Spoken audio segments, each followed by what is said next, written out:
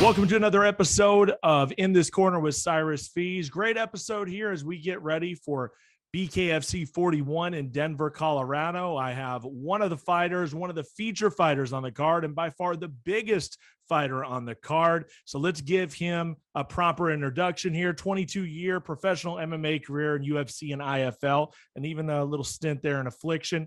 39-14 for the career, 28 TKOs or KOs, 1-0 in BKFC, and he's getting ready to face Josh Cuddly Bear Copeland. Yes, you heard that correctly. He's a tough dude at BKFC 41 on April 29th, live on pay-per-view. Big Ben Rothwell, live from Colorado. How you doing, Ben? Not too bad. You heard it. I'm here in Denver, so taking this very serious. I'm here to make sure I'm at maximum performance and will have no hindrance on my performance. Well, yeah, I know we talked about that, and I was a little surprised that you were going straight out there. But I mean, you know, I guess that kind of answers the question. Anybody that maybe is questioning how serious you're taking each one of these fights, you're taking them dead serious. This is your career. This is how you're putting money on the table. So you're obviously gonna do everything you need to do to ensure victory. That's right. I sparred with Curtis Blades just about an hour ago. So working with guys like him, and there's a group here, you know, you got Elevation Fight Team, Pound for Pound, or some of the gyms I've been at already. So putting it in, getting work with a lot of different bodies and looks. Yeah, interesting feedback, because I think I'm definitely, I surprise all of them. Why I surprise them? Well, that's what April 29th is all about. So you got to tune in and see. I'm going to expect people want me to come out and finish this fight in 10 seconds. Hey, Cuddly Bear is, like you said, he goes that name, so he's all sounds cuddly, but he's a ravaging Cuddly Bear. He's a tough guy. I feel people got way more excited about this fight than Watson, which was disappointing to me, because Watson, 280 pounds, just knocked out Hardy. You know, when you got big guys in there, it's a danger. And nobody was giving Watson anything. So it was like really taken away from me. I'm like, man, this guy's very dangerous. Now you got it, like I'm supposed to beat him. So I like have to beat him. And then when I do, everybody's gonna be like, yeah, well, that sucks for me. At least with Copeland, whole bunch of people are like, all right, here's a tough dude. Him and I could have easily fought against each other when we were in the UFC and other organizations. So he's got a lot of experience. Seems like people are a lot more excited about this fight. Yeah, he definitely has a good resume. I know when Watson fell off, that's one of the things that came to mind. I was like, just move Copeland up and boom, problem solved. And hopefully they can find another heavyweight to go in Copeland's spot earlier on in the card. That being said, it is a great matchup. I know he's really excited for the matchup. I've been watching his social media. He said he wanted that fight all along. It's something he talked about. So asking you shall receive. I don't know how happy he's going to be once he stands face-to-face with you inside the squared circle. But I think the fans are definitely going to get a treat. And I think it just carries a little bit more weight, no pun intended, having you two in there against each other, just resume wise. I think it's a bigger fight for the organization. Absolutely. And we're both 1-0. We're both coming to this. He got his show, you know, he came in, we're both like the two. Yeah, it's just the whole thing about it makes sense. So no surprise for me. It was an easy transition. As far as game planning goes and all that, doesn't affect anything. So yeah, good to go. Awesome. And well, let's take it on back here. We'll kind of meander through your career. We'll get to BKFC. We'll go in a little bit more depth, but taking it all the way back to Wisconsin. You're a Wisconsin boy, born and bred, still there to this day. They're in Kenosha, and you and I are the exact same age. So I got to ask you, and I was a Midwest guy. I was growing up in Des Moines, Iowa. You're up there in Kenosha, Wisconsin. What was a day in the life there, the childhood of Ben Rothwell? Depends on the season. Okay. Summertime, the fall, beautiful. Like it there. Winter and spring, it's like easy to get depressed. And it's just funny. My wife and I are like, it was a miserable winter again. It's just, you don't get 12 inches of snow to go do winter activities. You get like a couple inches of snow here and there. The sky is consistently gray. It's a rough time during the winter around there. And it's funny because the weather just kicked here. It was 77 degrees and it floated all the way to the Midwest. Midwest right now is 77 degrees. Everybody's just happier. Like, and on one day, it's just happier. And so the weather is tough to deal with. It definitely changes things. We like to be outside a lot, so it doesn't. People are like, "Why do you live there?" And like, I ask myself that all the time.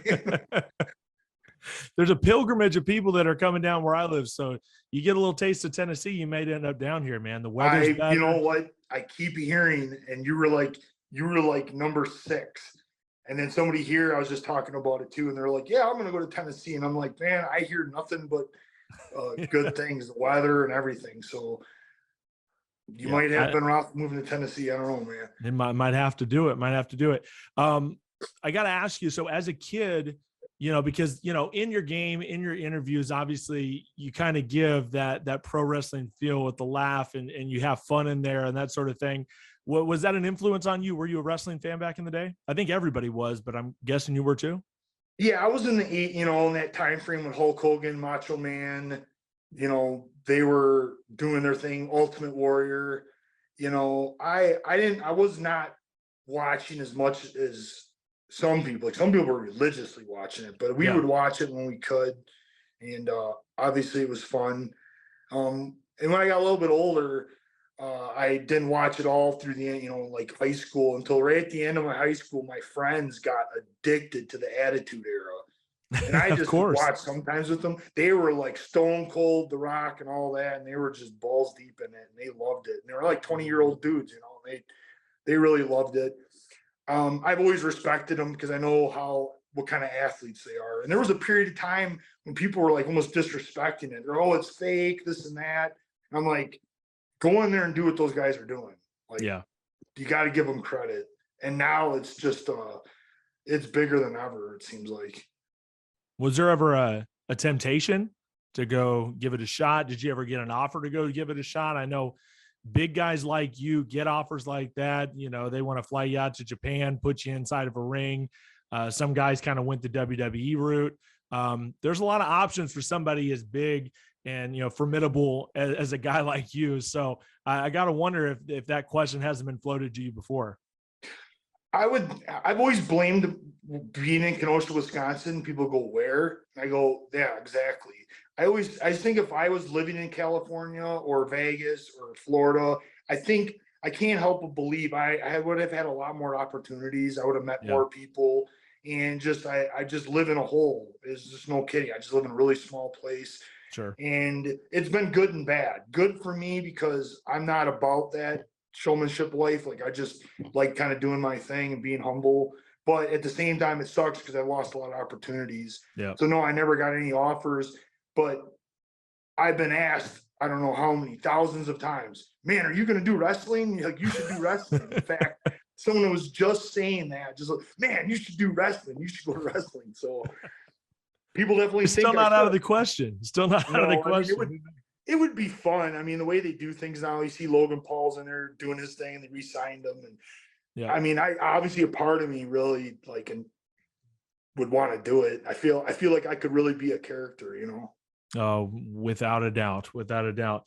And let me ask you this. I mean, Midwest, I think was football a big part of your life growing up? Was it something you gravitated towards? Because obviously everybody looks at your frame and they're thinking, okay, defensive lineman, offensive lineman, just a big dude that could be dangerous, could end up in University of Wisconsin or University of Iowa or something like that. Probably in another life, I probably am a professional football player and did the right things. The problem is I was really, really lost in high school, and I played football my freshman year and made waves. They had eyes on me. The head coach was like, "Man, we're going to get you a scholarship to Florida," all this stuff, defensive end. And I did good. And it was me that shot myself in my foot, much like many of my mistakes in my life. And I just was screwing up my grades and just did not take school serious. I was kind of on my own. Like, I didn't have people, my mom and dad worked literally 2 jobs at all times. So they were just kind of like, I was kind of there to figure it out on my own. And I played and I lost my junior year. They didn't let me play. I played my senior year, but it was just like too late because I just didn't have the grades and I wasn't taking anything serious. So I kind of blew it. And it's funny because then about 5 years later, I went to the IFL, we won the championship, and they gave me that big fat ring. And everybody that saw it was like, they thought for sure I won a Super Bowl. I can Because in imagine. fighting, nobody had a ring like that in fighting. So people were just like, what team did you play for? And I'm like, what? And they're like, Super Bowl. What The team did you play Silverbacks. for? Yeah, I was like, the Silverbacks. What the hell are you talking about? Where the hell are the Silverbacks from?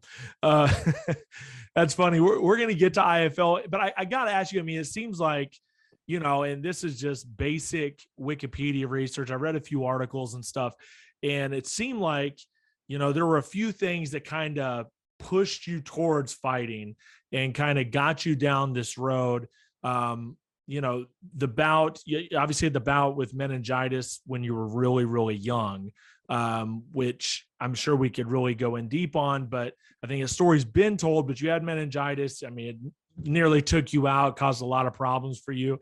And then, and it's okay if you don't want to talk about this, because I'm perfectly all right with that, but you had the accident with your friend, right? I'm guessing senior year or junior year. And it said on the Wikipedia, so I want to clear it up, that kind of pushed you towards kind of really following the fighting, you know, that sort of thing. Felt like you had to do something like that. If you want to walk through it, you don't have to obviously walk through it, but can you just answer that question? Is that kind of what got you towards fighting? Well, I had already had a couple fights then by that time that happened. Yeah. And yeah, the meningitis like set me back. I can't even tell you how much, because I went from being like very prominent, like they were eyeballing me to be a high level athlete, and it just, dude, like you said, it all but killed me. So I really, really struggled. I put on a lot of weight because it took like everything. You know, I was in the hospital for I don't know how many weeks and all these things. So when I came back, grandma was all about feeding me, and you know, she didn't want me to die. And you know, I was a fat kid. I was a fat kid through most of grade school, got made fun of, got picked on. So I was angry. By the time I got to high school, puberty hit, and I kind of stretched out. I wasn't so fat, but I was mad. I was mad at everybody. And it was good for football, but I was screwing up my grades. And then I was like, I kept telling myself I wanted to do football, but then God works in weird ways, and martial arts took over. And I had always thought about fighting. Always. Yeah. I saw Conan the Barbarian and Bloodsport at like 3-4 years old. And it was like, dude, I was kicking the air's ass my whole life, like always just shadow boxing, playing around and stuff. So I fell in love with that instantly. And that's kind of why I didn't play football so good, or like get serious about it my senior year, because I learned from a guy in the end of my junior year, and then went out and did a tournament, won the tournament, 17 years old. I beat up 2 grown men, went to my very first UFC that was in Cedar Rapids, Iowa, and I was hooked. I'm like, this is what I'm going to do. And then the car accident happened. Yeah. And it killed my friend, almost killed me. And then I was kind of just use that as motivation. Like, this is, you know, God kept me alive. And I'm like, my friend that died, Butchie, he loved that I was fighting. He thought it was the coolest thing ever.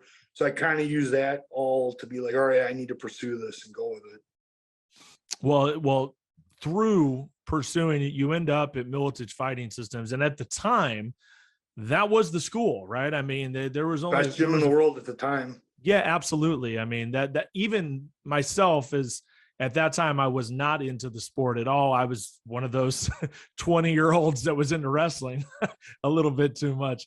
That being said, I always knew about Miletich. I knew that it was there. I was in Iowa at the time, so obviously I knew that it was over there. That being said, how much influence did that school and did Pat Miletich kind of have on your career? I mean, shaped you, right? Oh, I mean, a foundation.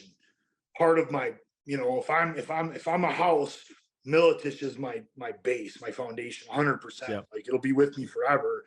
6 years there, training with multiple world champs.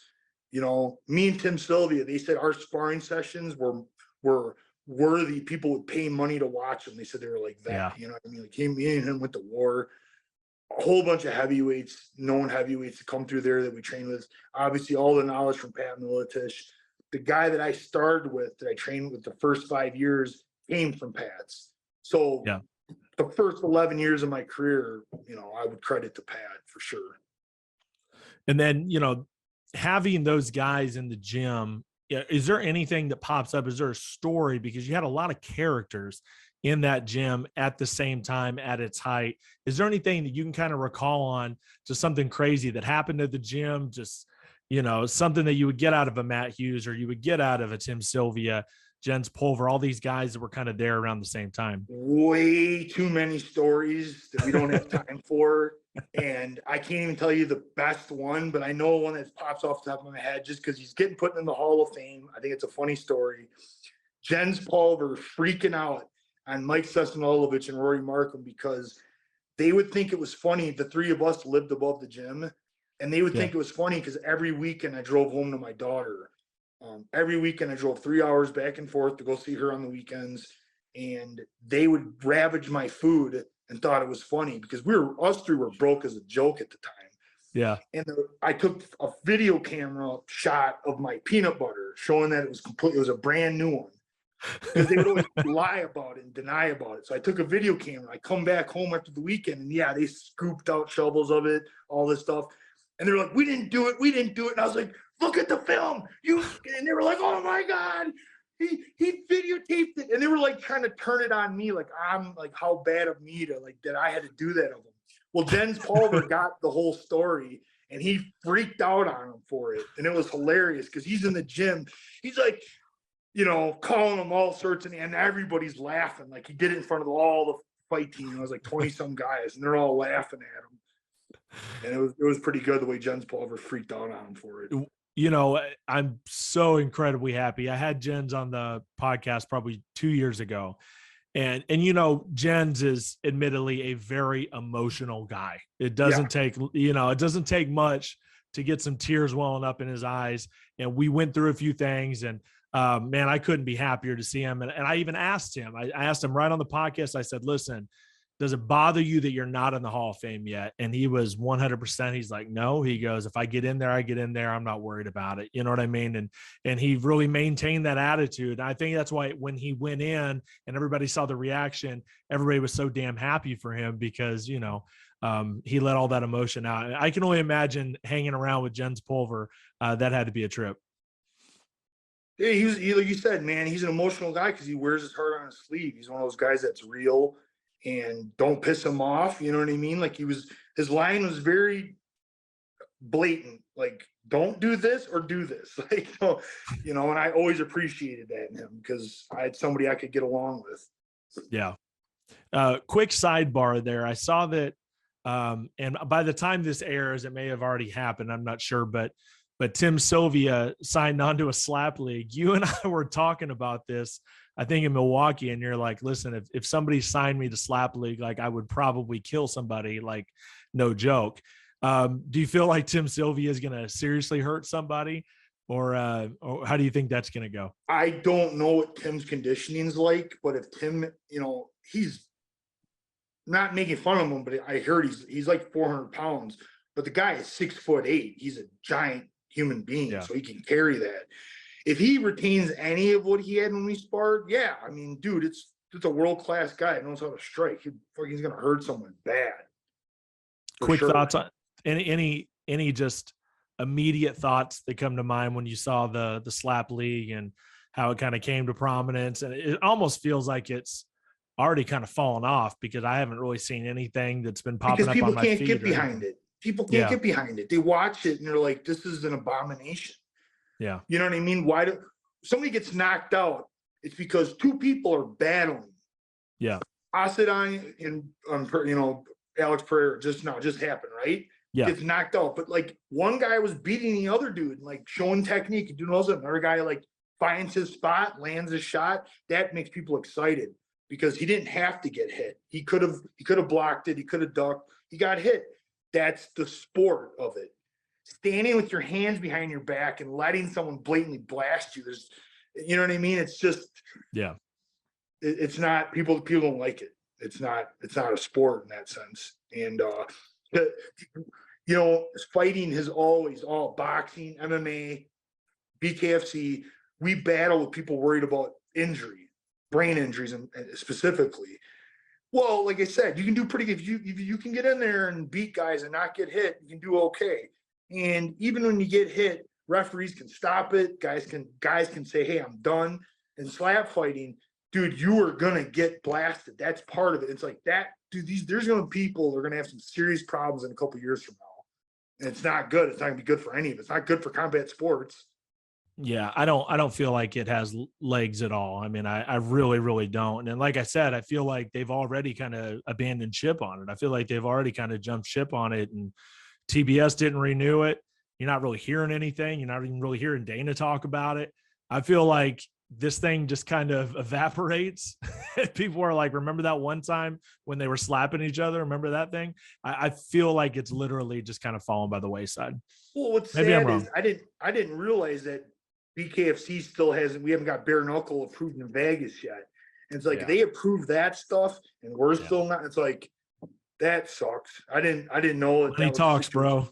Money Yeah. talks, man. Yeah, I mean, 100%. And yeah, it just wasn't the best look. I think we can all agree with that. That being said, I loved IFL. Now, when IFL really started hitting was right around the time that I really started to pay attention to the sport. I watched, I think it was the Final Pride where Diaz and Gomi went after it. I think it was Gomi, right? Or am I thinking Aoki? I don't know. Diaz, his Pride appearance, and then Dan Henderson knocking out Vanderlei Silva. That was the Just first Pride. major show. Yeah. Pride created hardcore group of MMA fans. It did. And that was the 100%. first time that I really kind of went over, to the other side, and I went over to MMA. I still paid attention to wrestling, but I was like, holy shit, this is great. And that being said, the IFL kind of was popping up right around the exact same time. And I loved the team-based. I think the way it was presented was fantastic. It was just kind of like this perfect storm where it worked for 3 or 4 years, 2-3 years, whatever it was, where it was just a lot of fun to watch. What was your experience like? Because this is obviously your coming out party. This is, okay, Ben Rothwell's for real. And that's because of the IFL. Yeah, it was my middle ground. I tell guys, like, there's shows like that now that kind of exist that are that middle ground where it's not as big as the UFC or the big shows, but they're getting on TV, pretty good sized crowds. You got to do interviews, you know what I mean? That kind of stuff. Because if you've never done that before, the week of the fight, I know it. I've seen it. That can mess guys up, doing that kind of stuff. And the IFL definitely, was like my training period for that, getting used to all those things. And I had a lot of fun with the training because not too often do 5 guys fight on the same night in the same gym. This guy fights on this day, this guy fights that day.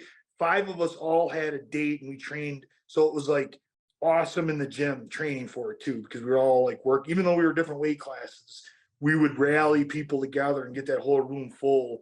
And that's probably one of the most exciting things.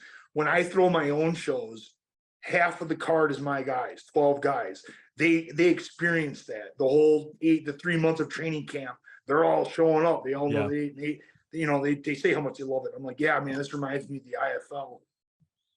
The IFL had a really awesome thing going, had a lot of people backing it, and it was simply mismanaged. Yeah, that's what I was about. I was going to ask you that. Like, where do you think where was the mismanagement at? Here, I'll give you one example, and there was multiple. We go to Chicago. I sell hundreds of tickets. Like, I physically sell hundreds of tickets, plus other people came. We had a few local guys on there. We're all, bam, we sell this thing out. Like it was the Sears Center in Illinois. Yeah, of course. Suburb of Chicago. Yep. So we do agree, right? Sell the thing out. The main event is Maurice Smith versus Marco Huas. Mm-hmm. He pays them both $500,000 each, $1 million. People were leaving during the main event. Leaving. Wow. Like, why would you bring up not only 2 guys that have nothing to do with the area, but 2 retired guys that nobody gave a shit about and paid them $1 million? $1 million. That we've added it up. That was over a whole season of all what they were paying all of us. Yeah. Like my team, the team I fought, and then all the other teams combined didn't equate to $1 million. Yeah. And you wonder why it sunk. It's like, yeah, you went and did dumb shit. And we said something to Kurt. I was ballsy. I'm like, Kurt, what do you, he goes, I did this for them. They deserve it. This and this and that. And I'm like, you're a fanboy and you just ruined your own company. Yeah. Yeah, I mean, you see it all the time. Unfortunately, and this is another thing that you and I we sat at Game Bred Boxing and we had a lot of these conversations. And you know, you do run your own shows. I've been a part of a lot of grassroots shows here in the area, similar to the size that you run. And making decisions like that, even if you're on IFL and you got a TV deal, the decisions like that can totally bite you in the ass, and you have to be smart about how you handle things. And so many times we've seen shows pop up. I've been a part of a lot of them. I'm like, yeah, I'm the lead commentator on this show. And 3 months later, it is done. One show, maybe, and maybe two, and they're already, you know, calling it quits. So there's definitely an art to it. And, you know, guys like Monty Cox and guys like that, some of the OGs, they figured it out, you know what I mean? And it may not have been the absolute best money, but they were able to keep consistency going, give guys a lot of fights and launch them to the next level. So yeah, there's definitely an art to promoting, to say the least. Yo, people love to go at Dana White, but it's just like, there's a reason they're successful. For sure. Like, yeah, talk without shit a doubt. all you want. It's just like paying guys tons of money that aren't giving back. That makes no sense whatsoever. And is this happening in bare knuckle? No, because Platinum Perry proved he's worth it because he's getting many eyes on this thing right now. And that's why I'm just trying to back him up. And dude, Alvarez, Mendez, and Luke Rockhold 100% are bringing eyes to this thing. I know they are. I know that people are tuning in because of them. So it's just like, this is the right move, you know, like there's a natural progression. He didn't do the whole card with these guys. He's doing it step by step, you know, and there's still guys that have a lot left in the tank. So a guy, Maurice Smith and Marco Huas at that time didn't have really anything left. They were done. They went exactly. 5 rounds to a decision. Oh, it was one of the worst fights Painful. I've ever seen in my life. It was terrible. And IFL had no pay-per-view. So that was literally 100% expense. Just blew the money. Yeah.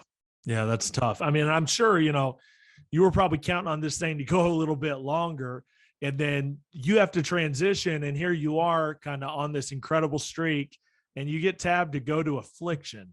I haven't talked to a lot of people that were on the Affliction card. So I'm very interested in this. And you were on the first card as well, on top of everything else, in the co-main event slot against Andrei Arlovski. I know things didn't go your way that night. That being said, what was the experience like working with Affliction? That's another company that spent a lot of money right out of the gate. Yeah, it was 2008. I got $250,000 in 2008. So what was that like? Yeah, man, that was like I won a lottery ticket. In a sense. Like I showed my check because I'd never seen a check that big handed me. You know what I mean? It was like, yeah, it was a thing. You know what I mean? And back then we didn't know like, oh, hey, company spending this crazy overhead and blah, blah, blah. Yeah, but I became friends with Todd Beard. Todd Beard was the owner of Affliction at the time. He put Tom Tessio as the president, so everybody thought Tom Tessio was it. Tom Tessio was not. It was Todd Beard. Todd Beard made Tom Tessio the president. So I got to talk with Todd Beard after the first one, the second, the third. He's like, Ben, I don't give a shit about the money. He was like, I just want to do a trilogy, and I'm just doing this to flip off the UFC for kicking Affliction out because they were sponsoring St. Pierre. And then all of a sudden UFC's like, no, you can't. And that pissed Todd off. And the dude that's how he was. He was worth so much money, he didn't give a shit. When he sold his stake for Affliction, it was $50 million. And that was back then. So, I mean, the guy was just loaded. And he told me, I'm like, you know, is this going to keep going? Like, how are we going to, he's like, I don't give a shit. He's like, we're going to do 3 and I'm out. So he didn't care. And it was pretty funny. And I guess it was cool for me to be a part of it. Yeah, without a doubt. And so I mean, obviously there was the Trump angle too, right? So Trump had some stake in that as well. He was at that first event, if I remember right. Did you ever have any run-ins with Trump or anything while you were there? I got to get a picture kind of like with him and his daughter. Todd being owning Affliction was so hot at the time. Todd put he got in Trump Tower, he got an office. So that him and Trump, Yeah, and that was like, so Trump just kind of did it as a publicity for him. I don't know if he had stake in the shows or not. He just like thought it was cool, and Todd was throwing money around, and you know, and you know, I think Trump has had a long history showing up to boxing and likes fighting. Yeah, just at the showed last up fight. to the Miami event. Yeah, just showed up to the Miami event too. So yeah, what a crew that was there with, what was it, Dana, Mike Tyson, Donald Trump, and Kid Rock. Kid Rock. Wow. To be a fly on the wall in that conversation. I can only imagine. You end up in UFC, obviously, following this. And was it, when you got to the UFC, obviously still and at that time, the UFC was like at a fever pitch. I mean, like this was like the ultimate popularity of the UFC. Everything was can't miss. All the shows were barn burners. All the cards were stacked. Ultimate Fighter was in full swing doing its thing as well. What was it like going into the UFC at the time that you went into it? Well, I was supposed to get a fight with the guy so I was on the Affliction 3 card, and then for whatever reason, Josh Barnett like went and ended himself and got this whole show canceled for whatever reason. And I know that broke Todd Beard's heart more than anything, because he said all he wanted was a trilogy. Yeah. So the guy I was supposed to fight was a favorable matchup for me. Well, I was supposed to fight him for my introduction into the UFC. So I was like, cool, I'm going to come in, and now I get to do this in the UFC. Well, Shane Carwin got moved to fight Brock Lesnar because Shane Carwin was supposed to fight Cain Velasquez. Yeah. And they picked me and they moved me up. So my very first fight in the UFC is the co-main event against Cain Velasquez, who was on fire at the time. Yeah. And in my opinion, it was one of the worst stoppages in UFC's history, even to this day. So fuck you, Steve Mazzagatti, you piece of shit. But anyway, Cain was all over me. He was using takedowns and putting me on my back. Yeah. And I didn't have the jiu-jitsu that I have now, because things definitely could have been different. So it was a shitty way to come into the UFC, and I had a shitty way of leaving the UFC. So it's like, yep, that's my life. Ups and downs, man. Cain's window, when he was on top of his game, I feel like he could have been one of the best ever. I think he is, right? I think probably top 5 at this point. But this is my argument with that. He goes on, he beats me, he beats Nogueira, and then he beats Brock Lesnar. Cool, man. That's a cool streak. Beats Brock Lesnar, and then in the course of 5 years, he beats Bigfoot, he beat Junior, he beat Bigfoot. And it's just like, he beat 2 people in the course of 5 years, and two of the same people. Like I don't know. It's just like, I feel like he really effed the heavyweight division up to the point where the UFC had all but like put zero promotion in the heavyweight division. You know, it was all about the light heavyweights and all the other things. So to that aspect, it's like, yeah, the dude got to ride into the sunset and made a bunch of money, but yeah, he got the belt and he sat on it. So that part sucked. Yeah, I mean, we saw it with what was it, with Gray Maynard and was it Frankie Edgar and Gray Maynard? I mean, they sat on it for a while too, and I think Benson Henderson was in there too. And it seems like it was the same guys fighting, and it just went back and forth for years and years and years. So yeah, I know what you're saying. Nobody really got to jump in there. You know what I mean? Yeah, and the interim belts now, they're doing whatever they can to make sure that shit don't ever happen again. Yeah, because it ruins a division. Well, I mean, you picked up more than a few wins in the UFC over some big names, and when you kind of look back, what was your best moment? Would you feel like your best experience was in the UFC when you look back on it now, a little bit removed from the situation? I have 2 as a fighter that proved me. Knocking out Alistair Overeem, who at the time was renowned as one of the best strikers, and submitting Josh Barnett, who was renowned as one of the best grapplers in heavyweight. And I know when I knocked out Overeem, people thought it was cool, but the UFC was whatever. I could tell. When I beat Josh Barnett, I know I got Dana White's respect. I got the whole, like, that changed everything. Like, I was regarded as one of the best in the world after that happened. What do you think your top? I didn't mean to cut you off. What do you think your trajectory would have been if you come out and you beat Cain first matchup, co-main event in the UFC. How do you think things go different? Yeah, that's a wild. Like I fight the Nogueira fight then. Yeah. Yeah. I mean, it's and crazy. Nogueira, I mean, yeah, Nogueira had his chin. I don't know what, love the guy's a legend, but his chin was soft then, and I was throwing hard. I feel like I could have knocked him out too. So yeah, could have, my whole life could have been different. But had I beat if I beat Andrei Arlovski in Affliction, my whole life's different because I go in and I fight Fedor. Well, that's so it's fair. just like, dude, my whole life is all these times I shoot myself in the foot. So I mean, things happen for a reason, and the reality is that you're comfortable.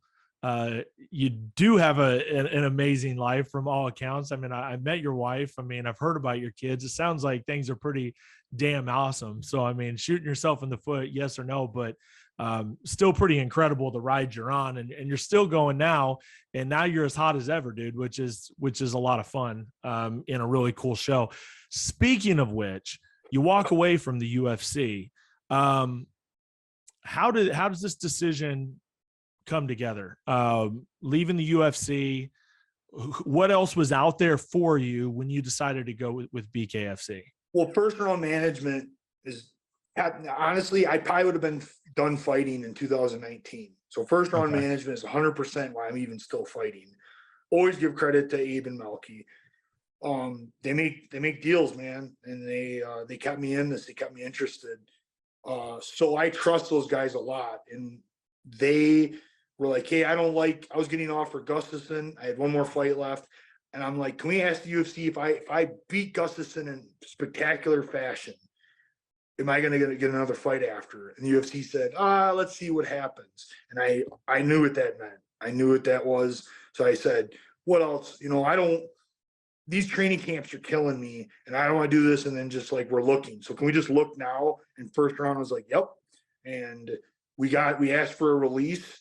And as soon as that happened, the UFC was kind of like, what do you mean you want your release? Like they were reluctant. It took like a month, but then they did, and everything was peaceful. I thanked them for it. And then PFL, Bellator, and BKFC were like the main ones. But David Feldman was just like, said he wanted me. He sold you. His contract said so. And I'm like, oh, that's my guy.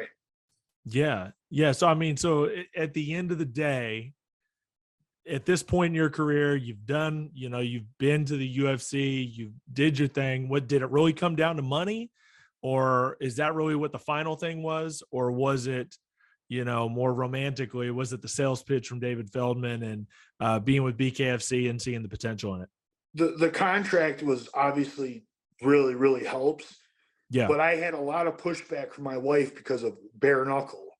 So I had to go through this, hey, you realize I could get head kicked in MMA, right? You realize I could take an elbow in the head, right? And she was like, oh, and like, yeah, I guess you make a point. And then we started talking about it.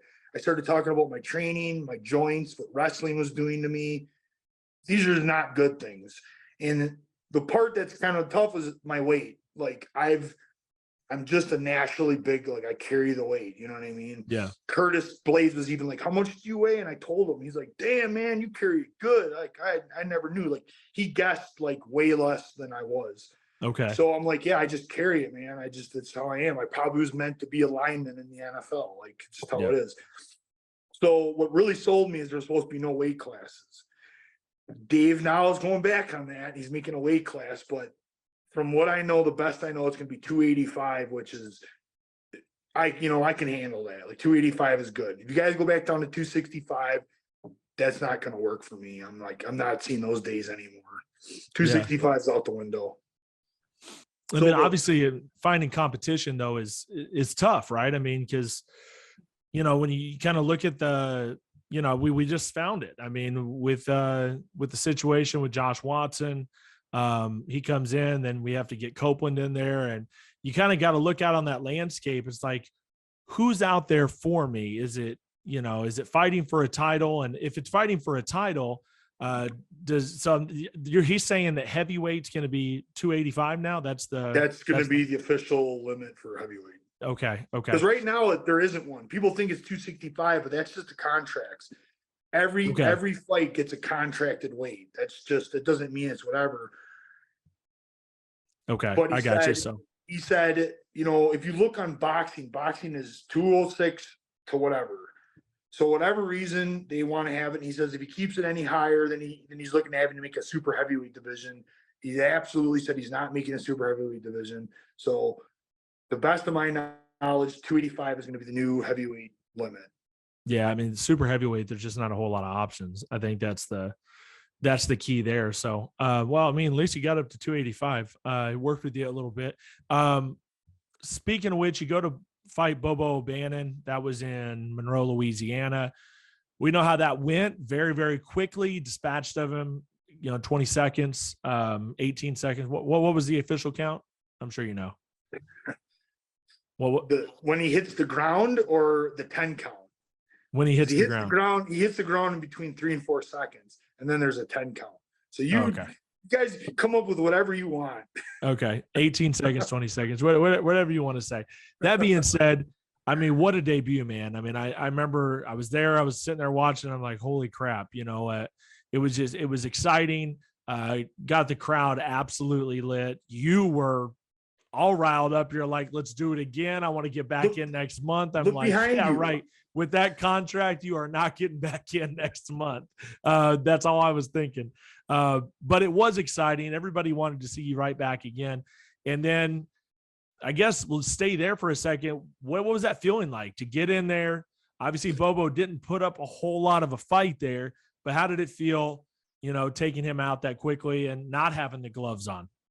I really did anticipate, a longer fight, but he moved straight back. He said so. He's like, man, I really made a mistake.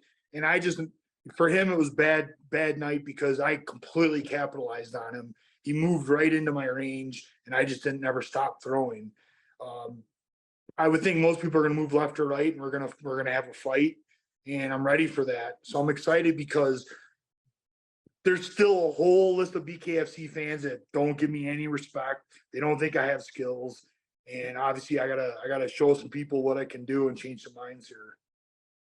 Let me get before we talk about Copeland real quick, let me get your thoughts on the situation with the heavyweight title right now. Belcher and Adams had a fantastic fight. Both guys looked great. Obviously, Belcher ends up winning, but there's a lot of controversy with the count, how it was handled. I'm a big Andrew Glenn guy. I love the dude, but I could see some of the criticism. Where do you land on it, and where do you think they should go with it? As far as the ref criticism, it's just like, how many fights are there? And nobody really says anything. And then with this fight, there is. So it's just like, you got multiple people saying something. Probably there's a problem then. What's the right thing? Probably they need to settle it. You know what I mean? Settle it once and for all. Adams for the heavyweight division had the belt for quite a few. You see that guys get instant rematches. It's not too uncommon. Yeah. But BKFC is about excitement, and they got Lorenzo Hood trying to, he wants the whole three belt champ. Yep. Belcher is closer down to his weight class. So Belcher's even saying, well, hey, I'll move down to 205 and fight you for your belt. The whole point, I think, was fight for heavyweight. So it's just like, I don't know. I'm going to fucking do my thing in 2.5 weeks. I'm going to shut all their asses up, and then we'll see what the heavyweight title has to say. Yeah, no doubt about it. I'm going to let actions speak louder than words, So I want to get my name in that hat, but we got to make it happen in 2.5 weeks. Yeah, of course. And that's against Josh Copeland. That's April 29th, live on pay-per-view, BKFC 41. We are extremely excited about it, just as a company, just coming off Knuckle Mania 3, which was fantastic. But now this BKFC 41 card's kind of blown it out of the water a little bit when you talk about the star power involved. Let me go to you on this. Is there an opponent, when you look back and maybe some of the fights that didn't go your way, the losses, is there an opponent that you would like to see in BKFC if you could right one of those wrongs and make it happen in the squared circle? Who comes to mind? Any one of the losses in the UFC, 100%. I mean, put Cain in there bare knuckle with me. I'm going to give that guy a very bad night. Andrei Arlovski's got 2 on me, but the last one he won was a decision. I don't think Andrei fights me again, honestly, but he likes to box. He likes boxing. Hey, whatever. And then obviously the last one, Marco de Lima. Hey man, it was sometimes you catch someone sleeping. I got in there. I was standing there kind of like a fool, and he hits me with a straight right hand in the first 10 seconds. Give me another shot, because 99 out of 100 times that shit's going to be different. And he can think whatever he wants. He kind of ran his mouth after too. I thought he was a nice guy, and he kind of ran his mouth after. It's like always fun to run your mouth after the fact. So give me that, dude. I will right that wrong. Final question. When you look at, and I know you've gotten this question a lot. I even hate to ask it, but I feel like you're gonna fight Francis Ngannou. No, it's not Ngannou. I'm not gonna answer it. I'll leave that to the schmo. No, I was just gonna ask you. At this point, 41 years old, how long do you want to keep it up? Have you put a timeline on yourself? Is it when something happens where you don't feel good in there? What's it look like? And I know that talk has definitely been had with your wife, within your family. Is there a timeline set? Anything set in stone, or are you just kind of play it, fight by fight at this point? Well, I get asked that not just from outside people. The only ones that, like, you ask me, it's legit.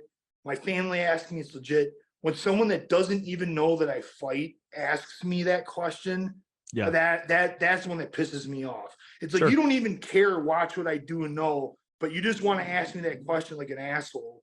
I kind of like, maybe I'll just smash you in the face and retire you right now. If people want to see people get, like, people want to see people down, if that makes any sense. Like, they like the rise, they like the fall. They see everybody's talking about me, and they're the one that's got to come and ask that question, because everybody's around talking, everybody's excited. And there's that one asshole who doesn't even watch it or know what I do, and they're like, well, how long are you going to do that for? I'm like, shut up. Listen, I'm leaving this. Listen, as long as the fire is inside of me and I'm raging like I am right now, and like I'm ready to do this, dude, I'm good to go. As long as these things are working and they're good, I'm ready to go. We know there's a fact. There's a day that comes, and something's, like you said, I don't feel good. I don't want to do it no more. It's not exciting. I'm out. I'm not gonna have to drag this on. I have investments. We've been doing some smart things with our money. Like, I do this because I love it. I'm doing this because it's fun. And I have a lot to prove. I have a chip on my shoulder, man. This is like my last chance to really show the world what I can do, because I really don't think I have yet. And God bless David Feldman and the BKFC, because this is our time. Is being a world champion one of those bucket list things that you're like, it's not enough? Let me leave it at that. Getting the belt is just like, I have to do it, but it's not enough. It doesn't end there. There's some major fights that if I do what I'm supposed to do, and I know that I can do, we're going to catch their interest. And I think there's some major fights that can be made in the next Francis Ngannou. It's Francis Ngannou, isn't it? Tyson Fury, I honestly think is a bigger fight, though. Would get me paid more. It's a bigger fight, has more prestige to it. Sure. And but literally either of them is a massive fight with lots of people going to watch. I mean, let's just say BKFC signed Francis. I get a new contract. The pay-per-view buys, I think him and I could generate, pays for a year of BKFC's expenses, like, easy. I think we're the heavyweights. Like, we can definitely get some people to watch. Well, I'm definitely asking for a raise if that's the case. Definitely. I'm renegotiating. That's right. Hey, I always ask everybody at the end, I always need help getting that next big guest. Who's somebody you could hook me up with to get here on the podcast? I'm somebody, when you're looking through that phone, looking through the old Rolodex, which nobody uses a damn Rolodex, but you know what I'm saying. Who's the guy you could hook me up with? Who's the name? I bet we could get CM Punk on. Dude, that's pretty damn big.